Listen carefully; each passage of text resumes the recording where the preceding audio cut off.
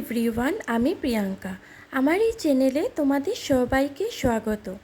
কেমন আছো সবাই? আশা করছি সবাই ভালো আছো, আর আমিও ভালো আছি তোমাদের আশীর্বাদ আর ভালোবাসায়। আজকে আমি আমার আরেকটা রেসিপি নিয়ে এসেছি, ডিমের কষা। তো দেখে নাও কিভাবে আমি এই ডিমের কষাটা বানিয়েছি।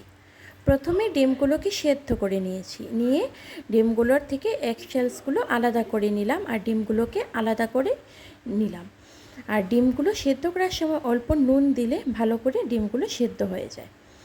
তারপরে এখানে আমি ডিম কষায় দেওয়ার জন্য একটা মশলা তৈরি করে নিয়েছি। সেই মশলাগুলোর মধ্যে ছিল তালমগজ, টমেটো আর পেঁয়াজ।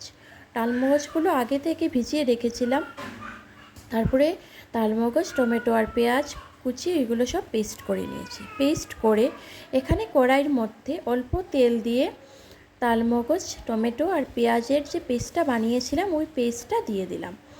দিয়ে অল্প ভাজা হলে এখানে হলুদ গুঁড়ো, লঙ্কা গুঁড়ো, জিরে গুঁড়ো আর স্বাদ মতো নুন দিয়ে মশলাটা ভালো করে কষাতে থাকলাম।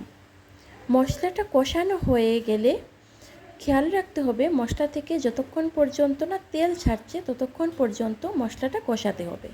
মশলাটা কষানো হয়ে এলে এখানে জল দিয়ে দেব। জল দিয়ে 5 মিনিটের মতো রেখে দেব, যাতে মশলাগুলো ভালো করে ফুটে যায়। মশলাগুলো ফুটে এলে ডিমগুলো দিয়ে দেব। আগে থেকে যে নুন হলুদ মাখিয়ে ডিমগুলো ভেজে রেখেছিলাম ওই ডিমগুলো দিয়ে দেব। ডিমগুলো দিয়ে এখানে 5-10 মিনিটের মতো রেখে নামানোর আগে গরম মশলার গুঁড়ো দিয়ে নামিয়ে গরম ভাতের সাথে খেয়ে নিতে পারো এই ডিমের কষা।